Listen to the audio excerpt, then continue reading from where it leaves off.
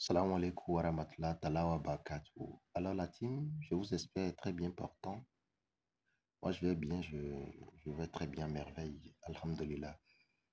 Je suis ici toujours, Maître Malik pour vous servir, certifié. Très cher, abonnez-vous à notre plateforme YouTube si vous êtes nouveau sur la chaîne. Je m'en vais vous donner un certain détail sur ces personnes qui ont l'inquiétude par rapport au totem et un rapport aux éléments qui gouvernent le monde, d'où l'eau, la terre, le feu et l'air. Écoutez-moi très bien.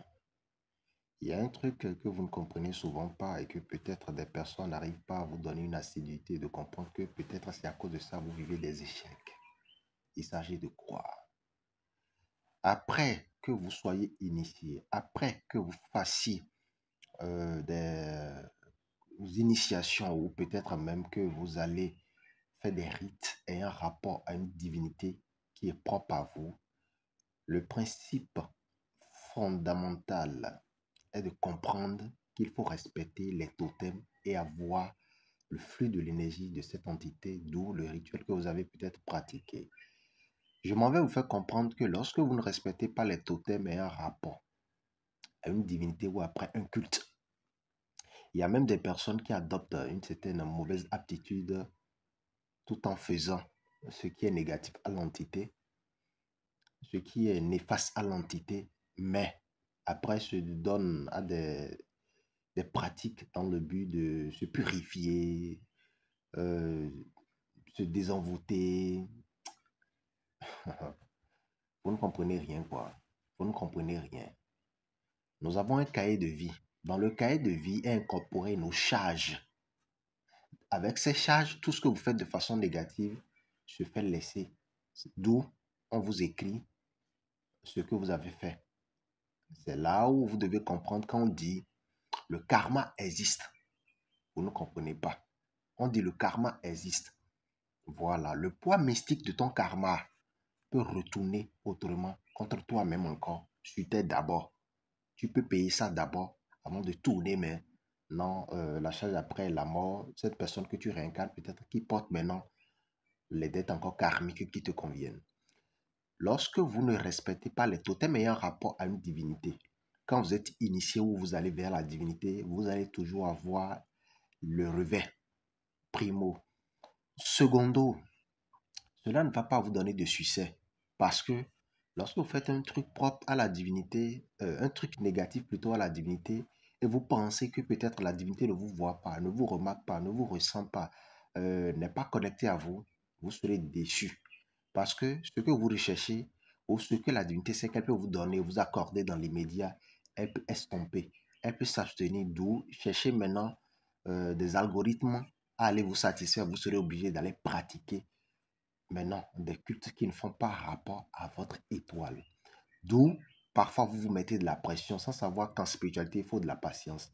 Tandis que la divinité qui vous incarne, quand vous tournez vers cette divinité, elle a la possibilité de mettre la pression à votre étoile, de mettre la pression à votre rendement de vie afin que vous ayez une ascension inédite, une ascension indéfinie.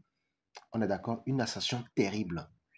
Alors, là où moi ça me fait mal, c'est de comprendre que vous ne respectez pas les totems tels qu'on vous le dit. Vous choisissez parfois même des totems qui vous conviennent et respectez parce qu'on vous dit peut-être que c'est ça qui est important. C'est un faux problème. Quand vous dites totem, c'est pour vous. C'est pour vous. Je donne un exemple. Lorsque vous sortez avec une femme, ou bien lorsque vous courez après un homme, et cet homme, cette personne, cet individu qui est face à vous, qui vous attire, on est d'accord, qui vous fait des effets, et vous sortez avec cette personne, le premier jour peut-être, ou ce que vous avez aimé sur cette personne, vous devez toujours apprécier, vous devez toujours apprécier, voir cette personne dans toujours cette posture. C'est là où je vais faire comprendre que lorsqu'il s'agit de totem, et la divinité, on vous dit que la divinité s'oblige à ce qu'on lui respecte ça, faites ça pour avoir de ses grâces, que d'avoir après des difficultés à aller chercher la solution. Il est facile, il est facile de détruire, mais il est difficile d'arranger. Je dis, il est facile de détruire et difficile d'arranger. C'est la raison pour laquelle il est facile pour vous de connaître rapidement des échecs si votre étoile n'est pas protégée, si votre personne n'est pas protégée. Mais il est difficile pour vous, après que vous ayez des échecs, après que vous ayez vous-même cherché le malheur ou attiré vers vous à travers le verbe, les comportements, les actions et les pas que vous menez ou les pratiques que vous adoptez, de vivre ensuite des ennuis. Et dans le but où vous voulez vraiment avoir de la positivité, maintenant vous tournez vers des rites dans le sens de pouvoir juste donner de la lumière, de la flamme à votre étoile, de l'éclat. Vous constatez maintenant que les directives qu'on vous donne, qu'on vous fait reconduire, sont des directives vraiment qui vous font dépenser. C'est normal, vous allez vous plaindre. Lorsque vous allez à l'hôpital, il vous faut tout un traitement. Il vous faut tout un traitement. Si vous voulez vraiment éradiquer le mal, il faut suivre le traitement. Que de dire, vous cherchez juste à avoir telle solution. En voulant chercher juste cette solution pour t'assoupir, tu peux aller encore te connecter à autre chose. Donc, faites le traitement et dites, ça a marché, ça n'a pas marché en fait. Que de choisir juste une aptitude pour étancher sa soif et s'accrocher après. Non, quand vous commencez, finissez. C'est là où on dit, quand c'est bien fait, c'est bien fait. Tu es béni. Bismillah. Faites attention à vous et sachez vous comporter en fait.